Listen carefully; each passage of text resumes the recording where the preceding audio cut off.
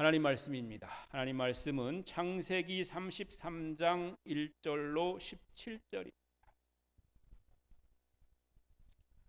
창세기 33장 1절로 17절까지의 말씀 함께 봉독하시겠습니다.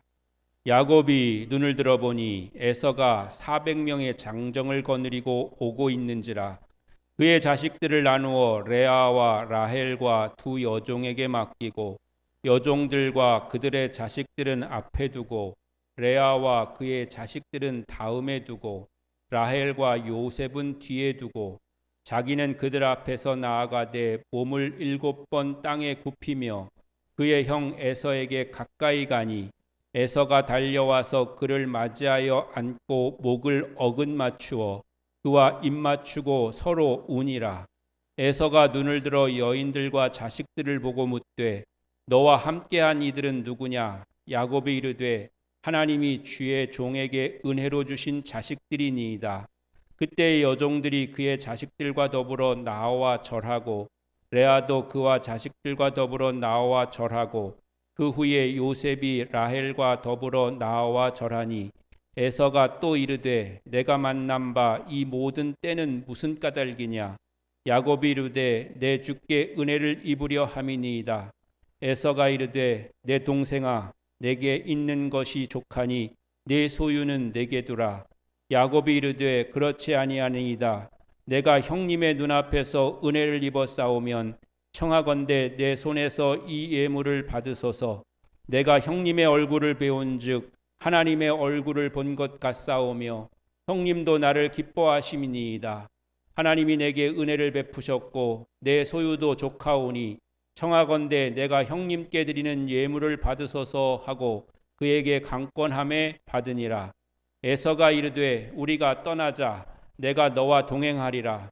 야곱이 그에게 이르되 내 주도 아시거니와 자식들은 연약하고 내게 있는 양떼와 소가 새끼를 데리고 있은즉 하루만 지나치게 몰면 모든 떼가 죽으리니 청하건대 내 주는 종보다 앞서가소서. 나는 앞에 가는 가축과 자식들의 걸음대로 천천히 인도하여 세일로 가서 내 주께 나아가리이다. 에서가 이르되 내가 내 종 몇 사람을 내게 머물게 하리라. 야곱이 이르되 어찌하여 그리하리이까? 나로 내 주께 은혜를 얻게 하소서 하매 이날에 에서는 세일로 돌아가고 야곱은 숫곳에 이르러 자기를 위하여 집을 짓고 그의 가축을 위하여 우릿간을 지었으므로 그 땅 이름을 숫곳이라 부르더라. 아멘. 할렐루야.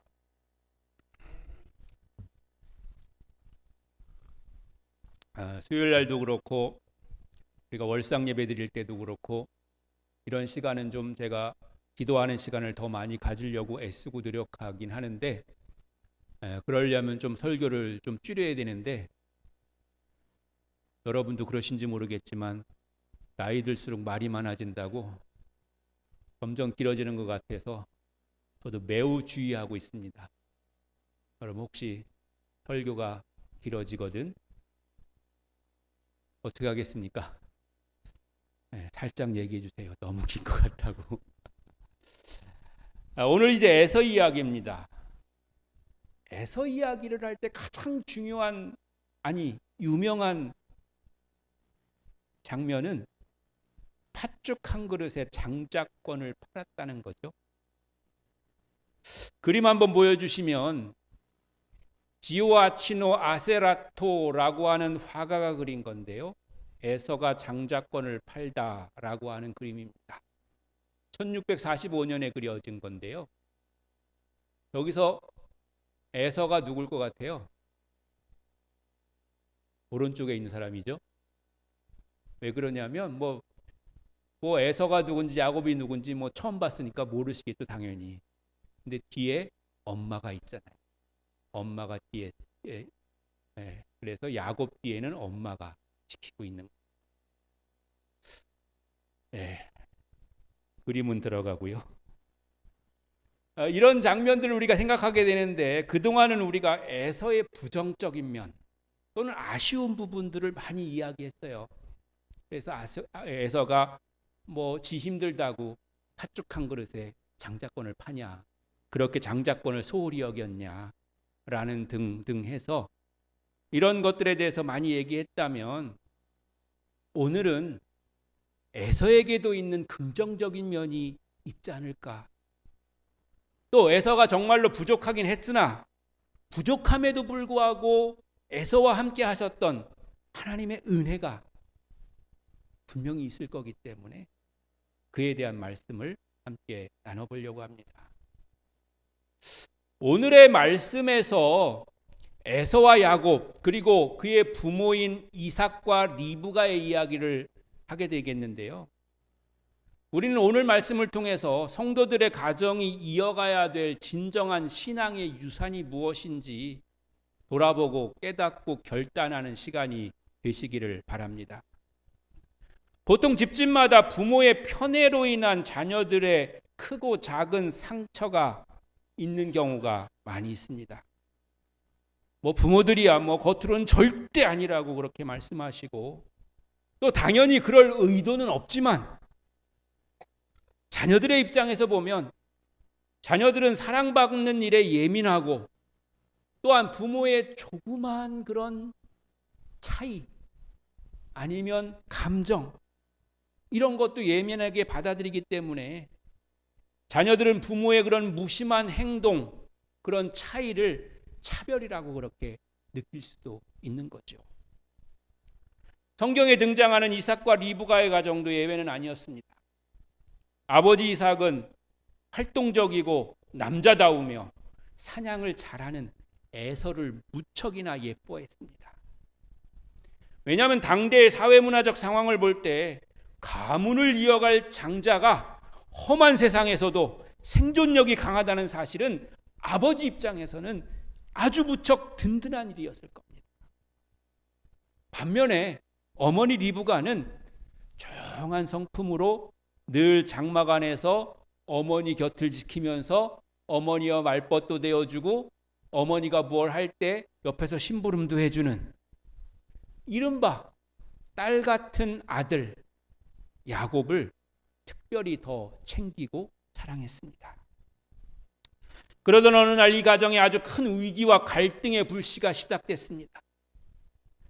이삭이 나이가 많아가지고 눈이 어두워지고 자신의 살 날이 얼마 남지 않았음을 직감하자 에서에게 별미를 든든히 먹고 장자의 축복을 해주겠노라, 이렇게 명령한 것입니다. 우리식으로 말하면 일종의 유산 상속의 시간이 된 겁니다. 유대인들에게 있어서 장자의 축복은 그 집안 전체를 대표로 실질적인 그런 권한을 모두 다 행사할 수 있는 그런 자리입니다. 그러니까 누구는 더 많이 주고 누구는 덜 주고 그런 문제가 아니고요. 장자 한 사람이 모든 걸 다 가지는 그런 방식이죠. 그런데 이 이야기를 엿들은 어머니 리브가가 적극적으로 개입해서 엄청난 사건을 만듭니다. 리브가는 야곱에게 염소 새끼 2마리를 가져오게 하고 별미를 만들 테니 그것으로 시력이 약해진 아버지를 속이고 장자의 축복을 가로채라고 지시합니다.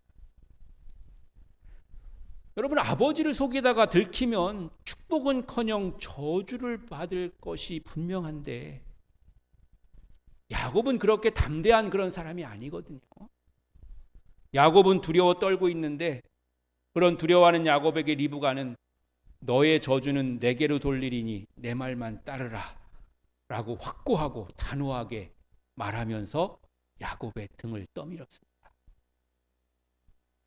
이 모든 사건이 지난 후에 축복을 빼앗긴 에서의 심정은 어땠을까요? 야곱을 향한 분노가 극에 달했을 것은 우리가 잘 아는 사실입니다. 아예 모르는 남보다 형제지간의 배신은 훨씬 더 그 분노가, 또 그 참혹함이 더한 겁니다. 정말 믿었던 사람, 의지했던 사람, 사랑했던 사람의 배신은 훨씬 더 크기 때문에, 그러면 평생 남남이 되기도 하고 원수가 되기도 하고 또 여러 가지 그런 건너지 못할 강을 건너게 되는 경우가 많이 있게 되는 것이죠. 그런데 야곱에게도 그렇게 분노한 것은 당연한 것이지만 과연 그 일을 주동했던 어머니 리브가를 향해서는 어떤 감정이었을지 한번 생각해 볼 필요가 있을 겁니다. 어머니는 평소에도 에서를 잘 챙겼습니다. 그런데 어머니가 야곱을 잘 챙겼죠. 근데 에서가 생각할 때 야곱 그거 힘도 없고 나약해가지고 저거 어떻게 세상을 살아갈까, 자기도 사실 걱정이었어요. 동생이 그랬는데 엄마가 그래도 잘 챙기고 그렇게 해주니까 그래도 다행이다, 그런 측은지심을 가지고 있었고 그 정도 이해하고 그렇게 넘어갔었던 그런 차였는데, 야곱이 성격상 이런 엄청난 속임수를 단독으로 저지르지는 못했을 거라고 하는 거를 에서는 알기 때문에 당연히 이거 엄마가 시킨 거구나, 이거를 에서는 알았던 거죠. 똑같이 사랑받아야 될 그런 어머니 아들인데 어머니가 주도해서 자신의 장자권을 빼앗아 갔다는 사실은 에서에게는 도저히 이해할 수 없는 그런 깊은 상처와 배신감을 안겨주었을 것입니다. 그러나 놀랍게도 에서는 망나니처럼 완전히 엇나가지는 않았습니다. 오히려 그는 부모님의 눈에 들기 위해서 자기 선에서 뭘 좀 더 노력해야 될까, 이렇게 노력하는 모습을 보였습니다. 그 전에 에서는 자신이 이방 여인을 아내로 삼은 거가 부모님이 굉장히 걱정하시고 또 굉장히 싫어하셨던 그런 것들을 알았기 때문에, 그래서 잃어버린 부모님의 사랑과 인정을 다시 찾기 위해서 급기야 아브라함의 아들인 이스마엘의 딸을 추가로 아내로 맞이하는 그런 인간적인 노력도 한번 기울여 봅니다. 그렇게 하면 좀 엄마 아빠가 나를 사랑해 주실까? 이렇게 생각도 해본 거죠. 그런데 여기서 우리가 한 가지 질문이 생기는 거는, 이삭과 리브가는 왜 에서가 해쪽 속의 여인들과 결혼한, 즉 이방 여인과 결혼하는 것을 그토록 깊이 근심했을까요? 리브가는 야곱마저 가나안 사람의 딸들과 결혼하면 자신의 삶에 무슨 재미가 있겠냐, 이렇게 한탄하는 장면이 성경에 기록되어 있습니다. 그러니까 형이 이방 사람들, 이방 여인하고 결혼하니까 동생도 이방 여인하고 결혼할 것을 걱정한 거죠. 그런데 이거는 단순히 말이 잘 통하고 문화가 비슷한 그런 친족 며느리를 얻고 싶다는 그런 시어머니의 개인적인 취향 문제가 아니었습니다. 리브가는 또 어떤 사람입니까? 일찍이 그의 시아버지인 아브라함이 자기 남편이기도 한 아브라함의 아들 이삭의 아내를 구할 때 가까이에 있는 가나안 족속의 딸들에게 눈을 돌리지 않았습니다. 이것은 가나안 사람들과 함께 섞여 살아가면서도 끊임없이 자신들의 삶을 구별하고 하나님의 백성으로 살고자 했던 아브라함 가문의 위대한 신앙적 선택이었던 겁니다. 그러니까 우리도 지금 신앙적으로 볼 때는 여러 이방 사람들과 섞여 살 수밖에 없는 그런 상황인 거죠. 그리고 그들과 거래도 해야 되고 또 여러 가지 함께 일을 해야 되고 또 같이 밥도 먹어야 되고 그런 일들을 얼마든지 해야 되는, 아니 꼭 할 수밖에 없는 그런 상황입니다. 그런데 그 가운데서 믿는 신앙인의 정체성, 하나님의 백성으로서의 삶의 구별된 모습을 어떻게 보여야 되는 건가 라고 하는 것을 우리에게 묻고 있는 겁니다. 단순히 예수 안 믿는 사람하고 결혼해라 말라 이런 문제가 아닙니다. 이제는 그런 건 사실은 크게 문제가 될 것도 아니고 그렇게 하고 말고 하는 것은 사실은 자신의 선택에 있는 거죠. 그걸로 지금은 구별할 수 있는 그런 상황이 아닌 거죠. 지금은 그런 상황 속에서 나의 신앙을 또 나의 하나님의 백성됨을 어떻게 구별할 것인가 하는 것이 우리의 삶의 방향이 돼야 되는 것이죠. 이런 상황 속에서 아브라함 가문에게 장자권이라고 하는 것은 세상 사람들처럼 재산을 많이 물려받거나 권력을 이어가거나 하는 그런 겉으로 드러난 상속 그 이상의 깊은 의미가 있는 겁니다.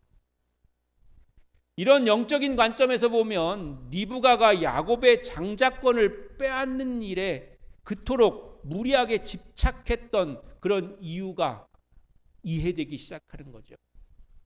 단순히 야곱을 편애해서가 아닙니다. 애서가 싫어서가 아닙니다. 여전히 그리고 계속해서 그 이후로도 애서도 사랑할 겁니다. 그런데 리브가는 하나님의 백성이라는 존재가 어떠해야 하는지를 알았기 때문에 그것을 지켜나가는 일이 세상의 어떤 권력이나 재산을 지키는 일보다 중요하다는 사실을 알았던 것입니다. 사실 하나님의 백성이 이스라엘로 살아가는 것이 그렇게 쉬운 일은 아니었습니다. 이스라엘 민족이 그렇게 강한 민족도 아니었습니다. 좋은 조건을 가지고 늘 살아가는 것도 아니었습니다. 그런데 하나님은 이스라엘 백성에게 세상적인 방법이나 술수를 쓰지 말고 하나님만 바라보라고 그렇게 말씀하십니다. 그렇게 사는 모범을 보이라고 하십니다. 세상을 향해 하나님 나라의 하나님의 자녀로서 모델이 되라고 그렇게 말씀하고 계신 겁니다. 그런데 그게 쉬운 일이 아닙니다. 단순히 착하게 사는 것이 아닙니다. 하나님의 명령을 지키는 삶을 살아야 되는 것입니다. 그 명령과 말씀을 지키기 위해서는 때로 세상 사람들보다 더 철저하게, 처절하게, 강력하게 싸워야 될 때도 있는 겁니다. 잠깐 잘해서 되는 것도 아닙니다. 하나님은 우리를 평생 동안 지켜보시고 그 가운데 함께 하십니다. 또 때로 연단을 시작하시면 40년 동안 그 연단을 계속해서 겪어나가야 되는 그런 상황도 우리에게 생겨날 수가 있습니다. 그러니까 하나님께 선택되었다고 하는 것이 평안하고 안정된 길만 가는 것이 아니었다고 하는 겁니다. 그 길을 물려주어야 되는 겁니다. 그렇기 때문에 그에 합당한 아들을 세워야 했던 것이었습니다. 어머니 리브가는 바로 그 신앙적 가능성을 둘째 아들인 야곱에게서 발견한 겁니다. 에서는 자신이 힘이 세고 뛰어난 사냥 능력을 가지고 있으니까 이 세상의 법칙대로 아주 잘 살아갈 수 있는 그런 사람이었던 거죠. 때로는 굳이 하나님을 의지하지 않아도 하나님 붙잡지 않을 가능성도 있었던 그런 상황이었다고 그렇게 판단을 한 거죠. 그러나 한 발 차이로 태어나서 장자권에서도 밀리고 아버지의 관심에서도 밀려났고 생존력이 부족했던 야곱은 세상살이가 불안하고 고달플 수밖에 없었습니다. 리브가는 이렇게 생각했을 것입니다. 세상에서 강한 내 첫째 아들 에서는 그냥 지 힘으로도 살아가겠지만 연약한 야곱은 하나님을 전적으로 의지하고 간절히 붙잡을 수밖에 없겠구나. 하나님을 의지하는 그 삶의 방식을 이어갈 자는 에서가 아니라 야곱이구나. 이렇게 생각한 거죠. 그럼 왜 에서만 그래야 되느냐? 이 성경이 우리에게 보여주는 모델이기 때문에 그런 거예요. 근데 그러면 우리 중에서도 그럼 첫째 아들, 둘째 아들 중에서 누구 하나만 선택해야 되느냐? 이런 문제가 아니고요. 지금 우리는 성경을 모델 삼아서 우리 자식들은 둘이면 둘, 셋이면 셋, 넷이면 넷, 열이면 열, 다 주님의 백성으로 그렇게 살게 해야 된다고 하는 말씀을 제가 드리고 있는 겁니다. 그 중에 하나만 선택하라는 게 아니에요. 그런데 이 어머니의 영적 안목이 정확했습니다. 평생을 조마조마한 마음으로 살아오면서 오직 하나님 한 분만을 생명처럼 붙잡았던 야곱은 야복강에서 이스라엘이라고 하는 그런 위대한 이름을 하나님께로부터 선물로 받게 됩니다. 그리고 그 후 오랜 세월이 흘러서 형 에서와 다시 재회할 때, 오늘 우리가 읽은 성경 말씀입니다. 에서는 동생의 넉넉한 선물을 사양하며 내 동생아, 내게 있는 것이 내게 족하니 내 소유는 내게 두라, 이렇게 말합니다. 이 고백 속에서 에서는 세월을 지나면서 겪었을 그 감정적 그런 모든 고통들을 화해로 다 씻어내고 신앙적 성숙으로 이어가고 있는 모습을 보여주고 있는 겁니다. 그리고 동생 야곱의 갈 길을 안내해 주고 있는 겁니다. 사랑하는 성도 여러분, 우리는 이 가족의 모습을 통해서 하나님의 가문이 자녀 세대에게 진정으로 이어가야 할 신앙적 유산이 무엇인지 깊이 생각해 보아야 됩니다. 지난 속회 신방에서도 대부분의 부모들이 자녀들이 믿음으로 굳게 서서 신앙을 지켜나가기를 소원하며 그것을 위해서 기도하고 있다, 그것을 위해서 기도해달라, 이렇게 부탁들을 하셨습니다. 그러므로 우리 가정 안에서 세상적인 기준으로 누가 더 뛰어난가, 또 부모로서 누가 누구를 더 사랑하고 아끼는가 하는 그런 표면적인 그런 모습의 경쟁이나 비교는 우리에게 무익한 일입니다. 우리가 오히려 온 마음을 다해서 집중해야 될 것은 신앙의 가문이 반드시 지켜내야 될 핵심적이고 구별된 가치입니다. 내 힘과 능력만 있으면 이 세상을 충분히 잘 살 수 있다는 그런 교만을 버리게 하십시오. 조금 부족하고 연약할지라도, 아니 연약하기 때문에 오히려 더욱더 하나님만을 전적으로 의지하고 매달리는 그 간절한 삶의 방식, 바로 이 영적인 유산을 자녀들의 마음속에 심어 주어야 될 줄로 믿습니다. 그런 길을 가기 위해서 때로 실패하고 돌아온 자녀가 있다면 실패한 것에 대해서 나무라지 마십시오. 오히려 그 실패가 하나님께로 돌아와 하나님을 의지하며 하나님 믿는 신앙으로 이후에 남은 여생을, 평생을 하나님과 함께 살 수 있는 그런 사람으로 만들어 주게 될 것이기 때문인 줄로 믿습니다. 물론 그런 실패도 없이 하나님 믿으면서 성공적으로 더 잘 살기를 바라는 것이 우리 부모의 마음이지만, 우리 자녀들의 삶도 늘 그렇게 편안하고 안전하지만은 않을 것임을 우리는 알고 있습니다. 왜냐하면 우리가 그렇게 살았기 때문입니다. 사랑하는 성도 여러분, 험한 세상 속에서도 오직 하나님만을 붙잡는 믿음의 명문 가문들로 우리 교회 모든 성도들의 가정이 아름답게 채워지기를 주님의 이름으로 간절히 축원합니다.